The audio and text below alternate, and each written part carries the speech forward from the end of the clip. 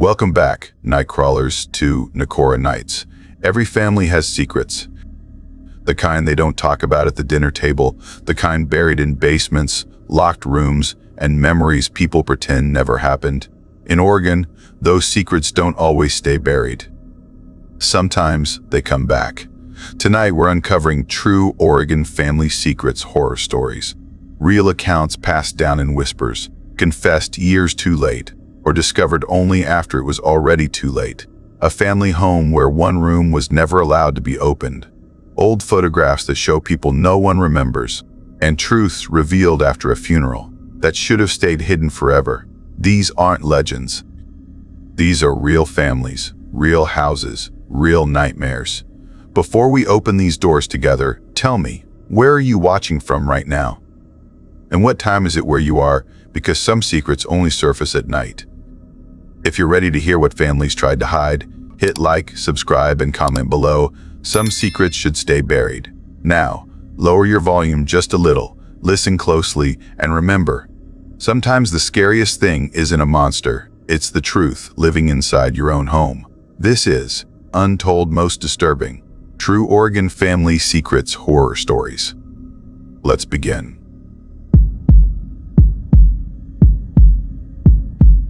I stepped into the kind of quiet that makes your heartbeat sound too loud, the kind of quiet that feels like fingers brushing the back of your neck, and I knew right then that coming back to Eugene was a mistake. That was my hook, the moment my story began, whether I wanted it or not. My name is George, and I grew up trying to forget the house my father left behind on the outskirts of Eugene, tucked near a line of old fir trees that bent over the roof like they were whispering warnings. I never planned to inherit it. Never planned to walk through its doors again, but when the call came saying he passed peacefully at 2:30 a.m., I drove east from the coast and found myself standing in front of a place that felt more like a wound than a home. The house breathed the same smells I remembered. Old cedars soaked in Oregon rain, motor oil trapped forever in cracked floorboards, and something sour my father carried with him like a shadow. But stepping inside felt different than memory. The air pressing down on my shoulders, thick and stale like someone had been holding their breath since the day I left. People say grief twists your senses, and maybe that was true, but no grief should make a house feel like it's watching you walk from room to room. My father was never violent in the way people warn children about. He didn't scream, didn't strike, didn't break things. His danger lived in silence, in secrecy, in a stare that could freeze me mid-step. And nothing in that house carried more weight than the basement door at the end of the hall. Growing up, I didn't need rules about it. One look from him and I never touched the handle. But when I returned to sort through his things, the door sat open, not cracked, not loosely shut, wide enough that it looked like somebody had passed through only minutes before I arrived. The dark behind it made something deep in my chest twist. It felt intentional, like a message he left for me long before his heart stopped beating. I stepped inside expecting dust and rusty tools, nothing more, but the basement felt like it belonged to a different building. Cold concrete stretched across the floor, beams reinforced with thick bolts, and humming fluorescent lights flickered overhead. And at the far wall stood a metal door with 3 latches bolted on the outside, each one heavy enough to hold back a bear. My father never built anything in his life. He didn't fix broken shelves or patch walls. He barely changed a light bulb, yet he built this. 3 latches. Outside. My stomach tightened, because people don't build doors like that for animals. They build them for people. I slid the first bolt free, then the second. My fingers hesitated on the third, and for a moment I thought about walking out of the house, leaving Eugene forever. But dread and curiosity taste too similar, and I've always had trouble telling them apart. The final latch snapped open.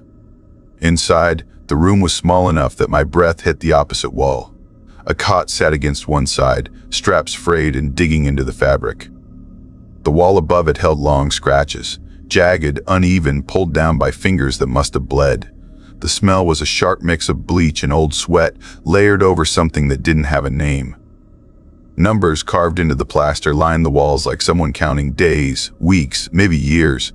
A metal table sat in the corner with a stack of notebooks, each labeled by year in my father's tight handwriting. I opened the first, not diary entries, not thoughts, These were logs, observations, behavior notes, sleep patterns, resistance levels. I felt cold from the inside out. My father wrote about someone like they were a caged animal he was trying to tame. That was the only name he used. The log started before I was born. Calm today, no attempts. Outburst at dawn, restraints required. Testing boundaries again. Bruising on wrists suggests struggle. As the pages turned, the tone shifted from controlled to anxious, then fearful. One line made my hands tremble. He remembers the boy. I read it 3 times, then forced myself to keep going. My father's writing grew frantic, letters slanting, ink shaking. Reinforced support beams. Repeat containment. He cannot know the boy is here. And then, the next year's notebook opened with a sentence that made my breath stick in my throat. He cannot stay now that the boy is older. That boy was me. Dozens of pages explained how keeping the man locked away became dangerous with a child in the house.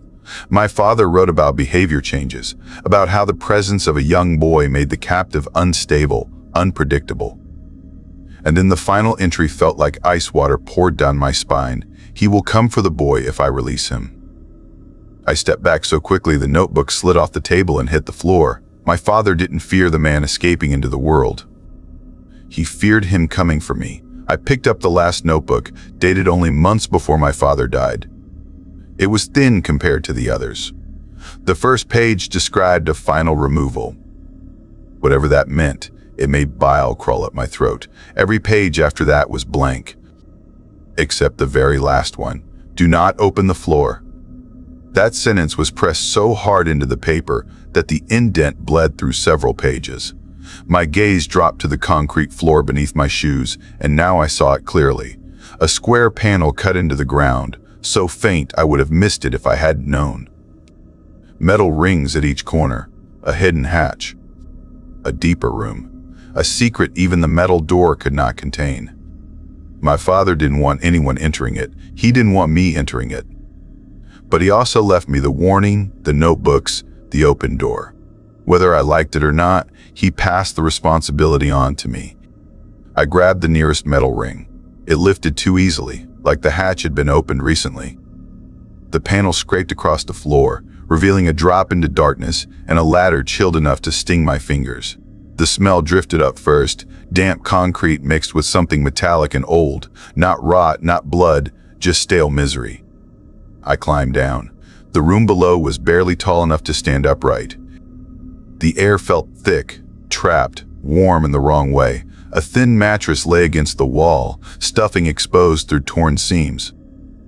The walls were covered in deep grooves, layer after layer of scratches, desperate claw marks that made my scalp prickle. In one corner, folded clothes sat in a neat stack, children's sizes mixed with adult sizes. Shirts, shorts, jackets, all washed, all carefully arranged. My father didn't wash his own clothes half the time. He wouldn't have washed these unless he expected someone to wear them, or unless someone had worn them before. My pulse roared in my ears as I moved toward a pipe running from the ceiling into a metal basin, stained with rust and something darker that clung to the grooves. A feeding pipe. I turned away before my stomach turned with it, and that's when I saw the drawings carved into the concrete wall. Crude stick figures, shaky but clear. One large figure, always towering over a smaller one. Some drawings showed them holding hands. Others showed a line between them like separation. But one drawing made me grip the wall to stay upright. The smaller figure had an X carved across its chest. Beside it, the words burned into the stone. He took me. Not it. Not they. Not they. He. I scrambled up the ladder, shoved the hatch closed, and backed away until my spine hit the reinforced wall. I wanted to run. I wanted to never see the house again. I told myself I would call the sheriff, let them figure out the truth behind the decades of fear carved into every room. But then something caught my eye, an envelope on the table. My name wasn't on it. It simply said, "You." My hands shook as I opened it. Inside was a letter that changed everything. The man my father held captive wasn't a stranger. He wasn't an intruder or some criminal dragged off the street. He was family, my father's older brother. A man erased from every photo, every document, every story I ever heard. Someone my grandmother and grandfather hid away long before I existed. Their attempts to help him failed. Therapy, hospitals, intervention. Nothing worked. My grandfather built the first version of the room to contain him, believing he was dangerous and unpredictable. When my grandfather died, that burden passed to my father. And when I was born, everything became worse. The next paragraph made my hands turn cold. My father wrote that he watched me closely, not because he feared I might hurt someone, but because he knew what ran in his brother ran in him and could run in me too. He spent years wondering if he should teach me the responsibility, if he should prepare me for the violent legacy written into our bloodline. He never found the courage. The final line shook me so deeply I had to sit down. I did not build the room for him. I built it for whoever came next. My mind spun. Whoever came next. That could mean me, or someone connected to me that I didn't know existed. And then the drawings flickered through my mind. The tall figure looming, the smaller figure marked with an X, the words carved deep enough to bleed dust. My father wasn't monitoring me because he feared I would become violent. He was preparing for someone who would come after me. Someone who had already taken someone before me. I left the house with the letter clenched in my hand. I checked into a small motel near the Willamette River and lay awake for 2 nights, every creak in the walls sounding like footsteps, every change in the air feeling like someone breathing too close. On the 3rd night, just before dawn, someone knocked on my door. 3 slow taps. Not urgent. Not friendly. Familiar. The same rhythm my father used when he didn't want to wake me as a child. I looked through the peephole. No one was there. Just the quiet parking lot stretching into the pale morning. But on the ground, held down by a smooth river stone, was a folded piece of paper. My fingers were shaking when I picked it up. Carved into the surface with something sharp were 5 words. He didn't die down there. When families hide their darkest truths, those secrets do not disappear. They grow in the shadows until they come looking for the next person who never asked to inherit them. Silence does not protect us. It only prepares fear to return stronger.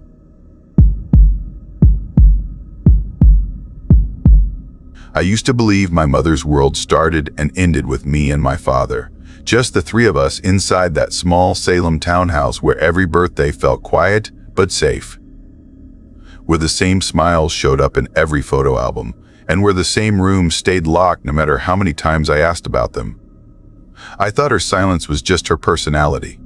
I thought her tired eyes came from late-night shifts at the nursing home, and I thought the weekends she kept to herself were just her trying to rest. I never imagined those days weren't for rest at all. They were visits.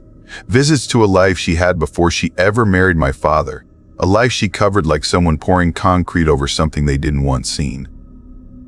Everything changed when the lawyer handed me an envelope the week after her funeral. I was the executor because I was the only child, the only heir, and the will was painfully simple, except for one line she paused at as if preparing me for something sharp. My mother wanted me to collect a box from a storage unit she had rented under a different name. The lawyer slid the small brass key toward me with a careful look that made my stomach twist even before I touched it. My mother wasn't careless. She never did anything without reason. So if she hid a storage locker with another identity, she had a purpose, and that purpose frightened me. The unit was on the edge of Salem near an old lumber yard. The air smelled of wet wood, and the hall lights flickered as if trying to warn me away. When I unlocked the metal door and lifted it, the sound echoed down the row like something waking up. The space was small, barely enough for a mattress and a stack of boxes, yet I felt like I had stepped into a buried version of my mother's soul. On the floor were 5 photo albums stacked neatly, a shoebox full of tiny shoes, bracelets, and hospital wristbands with children's names I had never heard, and a binder packed with school forms, receipts, and schedules. None of the names were mine.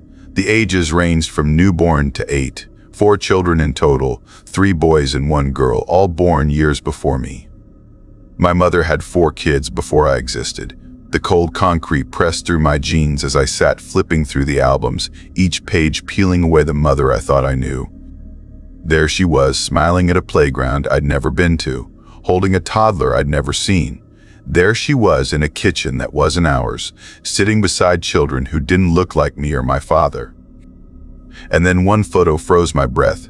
She sat beside a man I had never met, her face younger and brighter, as if life had belonged to her then. It wasn't confusion, it was betrayal, disbelief, and something darker, a rising fear that crept under my skin. Where were those children now? Why had she left? Did they know about me? Did they hate her? Did they hate me? But the deeper question, the one I tried to push away, pressed harder. Why would a mother abandon 4 children and start a new life? The answer came from the binder. At first, the records were ordinary, school notes, dentist cards, birthday reminders. Then things shifted. Doctor visits became hospital visits. Hospital visits became police reports, and on multiple pages, I found a word written in a shaky hand I had never seen from my mother. Incidents. The oldest child, marked as Miles, appeared again and again. Aggression, disappearances, neighbors worried, social workers asking questions my mother never answered. Her notes grew shorter, more frantic, like she feared someone reading them. Then everything stopped. No more appointments, no more forms after age 8. His album ended like the air had been cut out of it. Taped to the last page was an old newspaper clipping, the edges brown. A house fire. 4 children inside. 3 survived. 3, not 4. My mother's name was listed as unreachable for comment. I whispered the same sentence again and again, as if speaking it would make it feel less sharp. My mother left 4 children behind, 1 died, and she walked away. But the truth was worse, far worse. When I asked the storage manager later about the payments, he told me my mother didn't make the last ones. A man did, the same person who originally rented the unit. He kept it paid for years.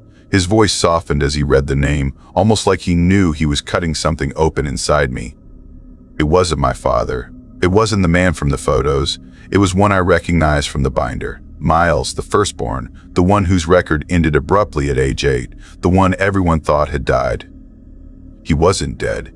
He had kept the locker alive, watched over it, guarded it. The manager added one more detail in a slow voice. He still comes sometimes. Every few months he stands in the hallway, staring at the door. He never goes inside. He just watches, like he's waiting for someone. For the first time since my mother died, I felt unsafe. Not because Miles existed, but because I realized he knew about me. He knew the life my mother built after leaving him. And unlike the other children, he had no adult trail, no records, no address, no digital footprint. He lived like a ghost. Salem had always felt safe to me, but driving home that night felt different. The streetlights felt dimmer, the houses older, the air heavier. When I reached my kitchen, I spread the albums out on the table like evidence in a case I wasn't trained to understand. Every scribbled note, every missing detail felt like another step into danger. I needed answers. Only one person had them. My father. He opened the door before I knocked twice, like he expected me, his eyes tired, his mouth tight, his face older. He didn't ask how I knew. He only stepped aside. We sat in the quiet living room where the walls always felt too thin, where my mother used to glance over her shoulder when she thought no one noticed. I said, "I know," my voice shaking. "I know about her other children." He shut his eyes and touched his forehead like the truth pressed against his skull. "It wasn't my place to tell you," he whispered. "It wasn't hers to hide," I said. He flinched. "Your mother didn't leave them," he said slowly. "She ran from him. Not the man in the photos, not another lover.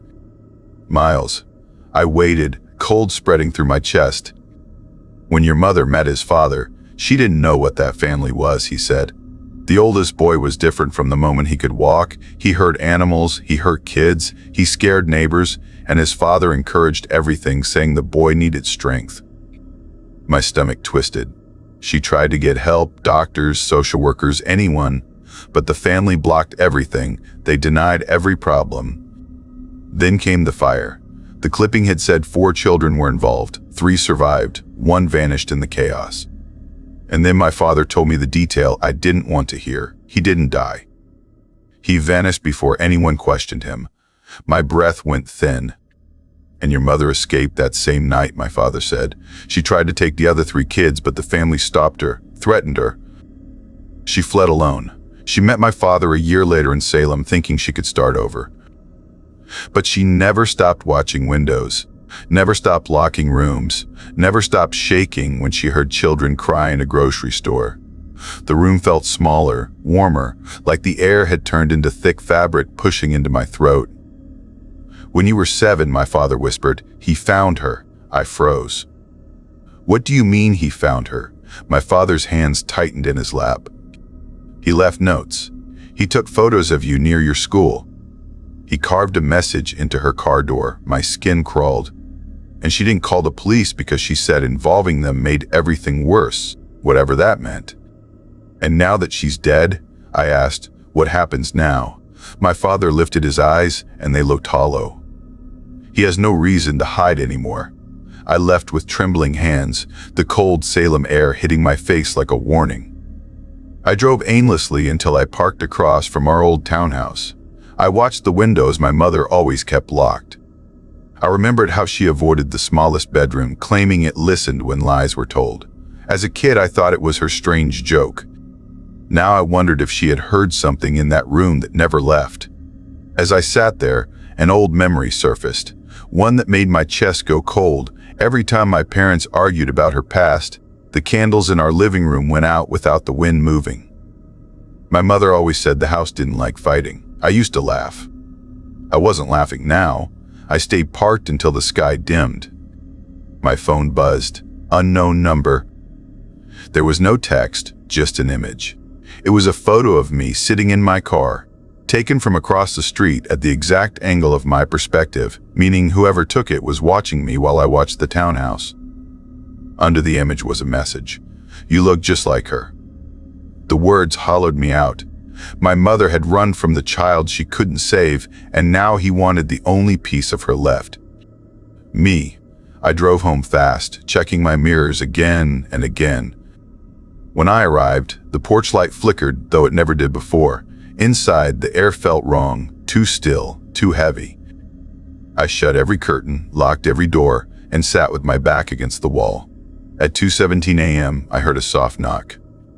3 taps. Slow. Careful. Waiting. I didn't move. I didn't breathe. The knock came again, and I swear the candles on my table flickered, though there was no wind. Then a voice spoke through the wood, low and calm, almost gentle. You visited her things. My heart slammed. I've been waiting to see you, the voice said. I didn't answer. I know what she told you, he whispered, but she didn't tell you everything. The tapping stopped. Silence pressed against the door, thick and choking. When I finally gathered enough courage to look through the peephole, the hallway was empty. But the door wasn't. Scratched into the wood were words drawn with something sharp. You can't hide from family. The next morning, I went to the courthouse in Salem, hoping for something that would explain who he became, something that would tell me how to stop him. I searched through old case files, old records, anything connected to my mother's past. While digging through dusty boxes, I found something strange, a file about my grandmother, someone I barely remembered. She had once been tried for something no one in my family ever spoke about. The papers didn't explain clearly, the writing blurred with age, but the words circled in red made my skin crawl. Failure to restrain the child. Child unnamed. Danger to household.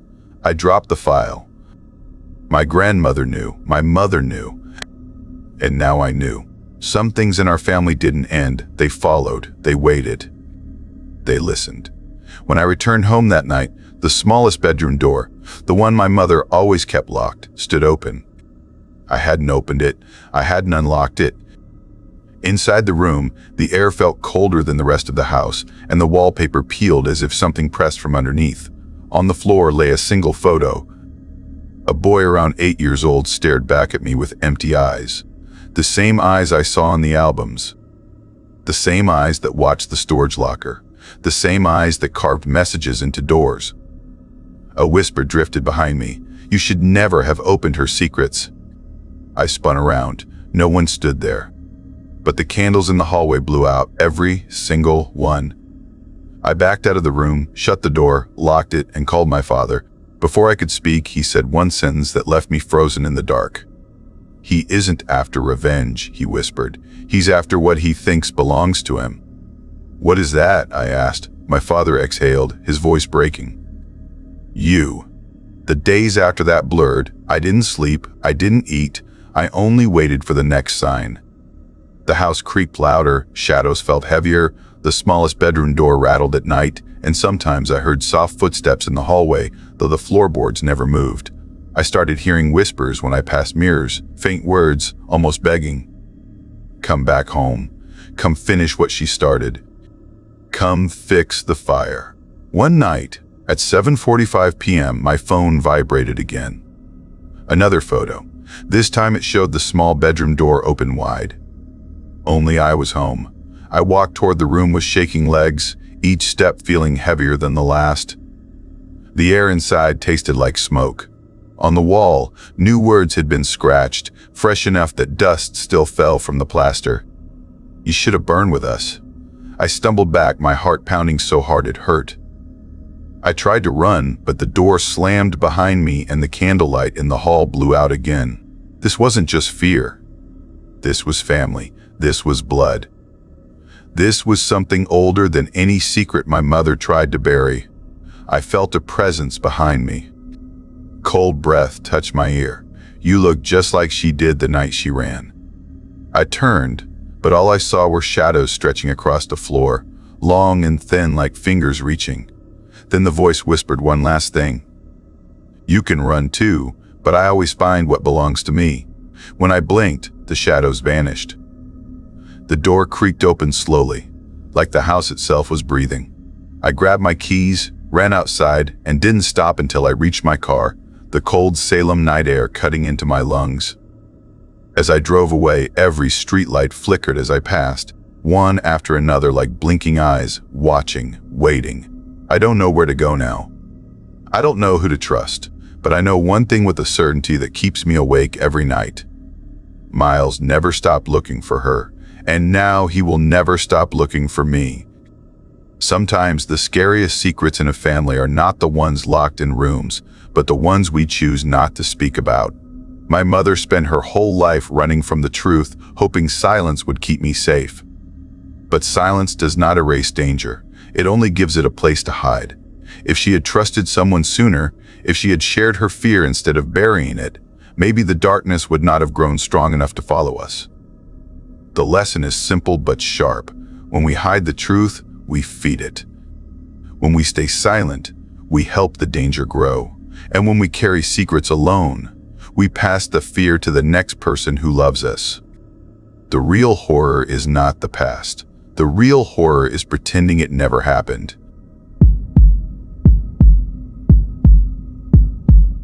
I should have sensed something was wrong long before anyone said a word, but I was too focused on pretending everything was normal. The moment my grandfather's will was read in a quiet office in downtown Gresham, Oregon, the truth slid into the room like a cold wind. The lawyer spoke calmly, flipping through papers until she reached a single name that cracked the air: Rowan. A name I had never heard in my entire life, yet it hit my relatives like a sudden explosion. My aunt covered her mouth, my uncle stared at his shoes, and my father gripped the chair arm so tightly his knuckles turned white. No one asked who. No one looked confused. Instead, they reacted like the name was a ghost they spent decades trying to bury. When the reading ended, my family left so quickly it looked like they were escaping. I stayed, staring out the window at my grandfather's old farmhouse sitting on the edge of Gresham, surrounded by pines and fog that rarely lifted. I always thought that house looked lonely, shaped like it was meant to trap memories instead of hold them. The left side was a long, narrow wing that my father always claimed had foundation problems, but now I saw through that lie. You don't chain a hallway for structural reasons. You chain it to keep something inside. When I arrived at the house, the smell was the same as always, a mix of pipe smoke, rain-soaked wood, and old books. As I walked through the living room, I saw framed photos on every wall, generations of family members frozen in bright smiles, But something began to unsettle me. In every picture, no matter the year, the number of siblings or cousins, someone was always missing. There was a gap in group portraits, like a chair pulled away from a table, a space where a person should have been. 4 children in the family, but only 3 kids ever appeared in photos. I didn't know why until that name echoed again in my mind. Rowan. Outside, the last car pulled away, its headlights disappearing into the fog. The house settled into silence. I walked toward the locked wing, my chest tightening with every step. The chain around the door was thin, bought from a hardware store, nothing special, but the brackets it looped through were drilled deep into the wood. I pressed on the door, expecting it to hold firm, but it shifted an inch, then 2, knocking softly against something braced behind it. The wood had fresh scrapes, like someone had shoved a heavy object against the door recently. My grandfather had been gone for months. Who moved something in there? I found bolt cutters in the barn and snapped the chain. It broke too easily, as if someone had already weakened it. The smell that drifted out was warm, thick air mixed with sweat and the tang of old metal. Not blood, but close. I stepped inside and aimed my phone's flashlight down the narrow corridor. The windows along the wing were covered with dark cloth, blocking out daylight. Dust lay across the floor, uneven and heavy in some places, but interrupted by fresh bare footprints. The first room on my right held a mattress on the floor, no frame, just a neatly tucked sheet. 2 bowls sat beside it, one for water, one for food, both rinsed clean and recently used. This wasn't a room for guests. This was a room for someone who wasn't supposed to leave. The next room turned my stomach. Leather restraints lay bolted into the wooden floor, straps still soft and cared for, not cracked or abandoned. A metal ring was fastened into the wall, the kind used decades ago in old institutions. But this equipment wasn't old. It was maintained, scrubbed, kept ready. I walked deeper, following the footprints. They didn't wander aimlessly. They pressed back and forth through the hallway like someone had paced these rooms for years. My throat tightened. Who lived here? Who didn't want the world to know? I reached the final door at the end of the hall. Light glowed underneath it, a warm flicker that didn't match the cold LED bulbs in the rest of the house. I pushed the door open. Inside was a study that looked recently occupied. Papers lined the desk in tidy stacks. A cup of water sat beside them, still warm. The air held the faint hum of an old radio that played static, as if someone had just stepped away. I approached the desk and scanned the papers. There were school reports, medical notes, childhood drawings, every document belonging to the same person. Rowan, born decades before me, listed as a dependent needing constant supervision. Evaluations were detailed and grim. By age 15, he had been labeled unfit for public life. His last medical record was from 12 years ago. After that, nothing. No death record. No transfer. No explanation. Just missing. At the bottom of the stack lay a journal with my grandfather's writing. The latest entry was dated a few months before he died. He asked again when he can go outside. I told him, this house is all he knows now.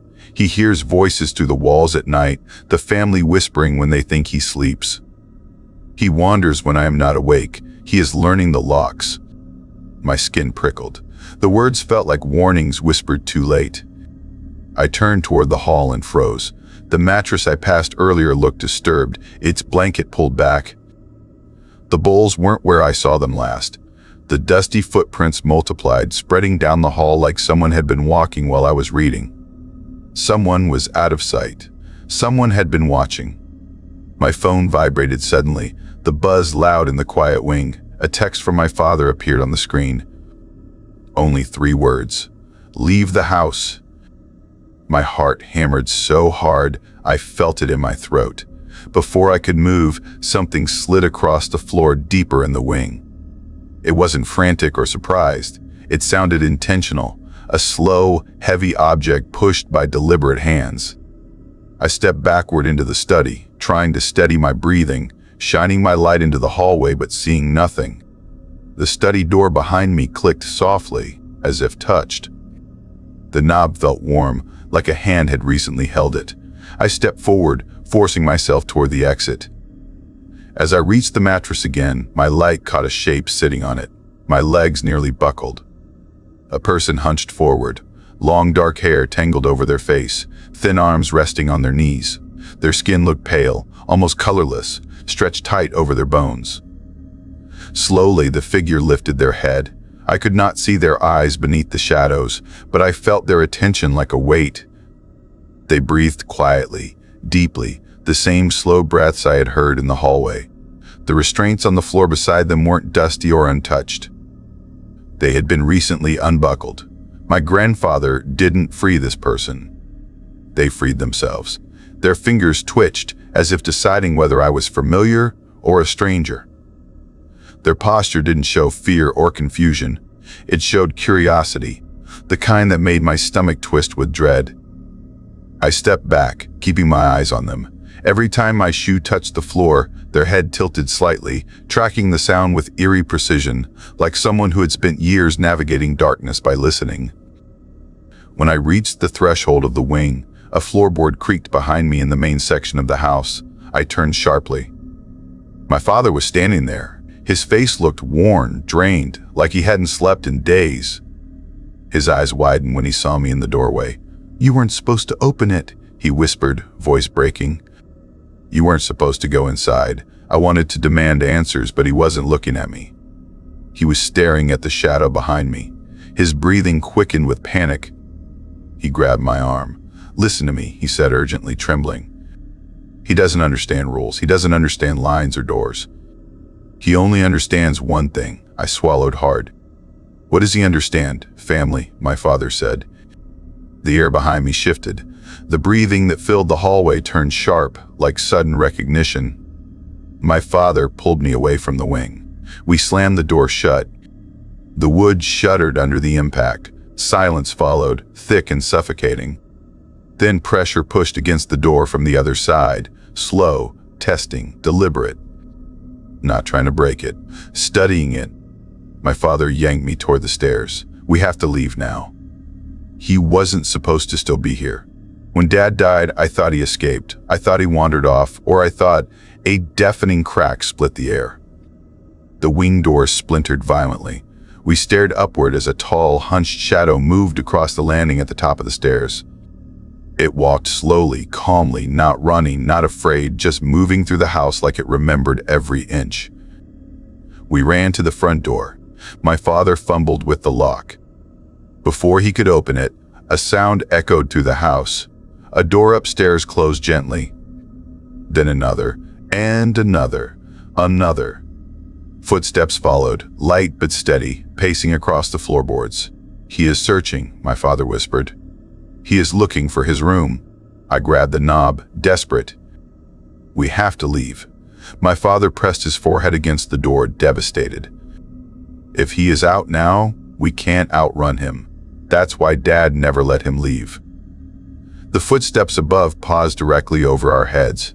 The ceiling was thin. We could hear every shift, every inhale. Then 3 slow knocks sounded from right above us, patient and knowing. He knows where we are. The steps moved again, this time heading toward the staircase. Calm, steady, certain. The house seemed to breathe with him, each step echoing through the walls like a heartbeat. My father backed away from the door, eyes wide with the kind of fear that comes from decades of silence. The house felt smaller by the second, the air tightening around us. The banister creaked as the unseen figure reached the top step and paused. I felt it then. That unexplainable pull, the kind of connection that shouldn't exist. A presence that felt closer than a stranger, older than a memory, heavier than blood. My father grabbed my hand. "Don't answer him. Don't speak to him. Don't let him think you belong to him too." The floorboard groaned as the figure stepped down inch by inch like someone returning to a place they believe still theirs. My phone buzzed again, and I almost dropped it. A voicemail had appeared out of nowhere, marked as received 7:24 p.m. The caller ID made my skin crawl. It was from my mother. She died 3 years ago. The voicemail played on its own, a faint whisper filling the silent foyer. A nickname she used to call me when no one else was around, a name she never wrote or said in front of others, a name only she and I knew. She breathed it slowly, like a warning. "Run, little star." My father shoved me toward the back door. A shadow stretched across the bottom of the staircase as the figure descended. The air seemed to hum around him. He walked with certainty, like nothing in this world could stop him from reaching us. My father pushed me harder. "Move." But before we reached the back door, something made us freeze. Letters lay scattered on the kitchen table, old envelopes torn open, pages spilling out. They showed handwriting from decades ago, letters between my father and mother long before they ever met. Letters describing plans, promises, arrangements. My parents hadn't met by chance. They were matched, chosen, selected by my grandfather. For what? The figure reached the last step. My father whispered, his voice hollow. He chose us to keep Rowan company. He arranged everything so Rowan would never be alone. Another knock came, slow and patient, this time at the kitchen doorway. My father grabbed a knife, but his hand shook. The shadow stretched across the floor, long enough to touch our feet. Rowan stepped forward from the dark hallway, his pale face half hidden behind tangled hair. He didn't look angry or frightened. He looked like someone who had waited years for a moment he finally understood. He raised his head slightly, listening, breathing through the quiet house with familiarity. He knew our sounds. He knew our voices. He knew our blood. My father stepped in front of me, whispering a final plea. "Don't let him think you're his. Don't let him decide that." Rowan took another step, close enough now that I could hear the soft scrape of his bare foot across the wooden floor. My father swung the knife. Rowan didn't flinch. The lights flickered, the radio upstairs crackled to life, and the old voicemail repeated itself inside my head. "Run, little star." My father's hand slipped. The knife hit the floor. Rowan reached out. Not with violence, with familiarity. Like greeting someone who had been missing for far too long. I turned and ran as the house behind me shook with movement, voices, footsteps, memories that did not belong to me but demanded to claim me anyway. I sprinted into the cold Oregon night, my breath tearing from my chest, the fog swallowing the house behind me until it disappeared completely into darkness. But even now, hours later, as I sit in the parking lot of a gas station on the edge of Gresham writing this down, I keep hearing the same thing in the wind. Slow breathing, measured footsteps, and a whisper carrying through the night, calling a nickname only my mother ever used. "Run, little star. He is coming home." Sometimes the danger we fear the most is not outside our homes, but inside our own family secrets. Hiding the truth never protects anyone, it only gives darkness more time to grow.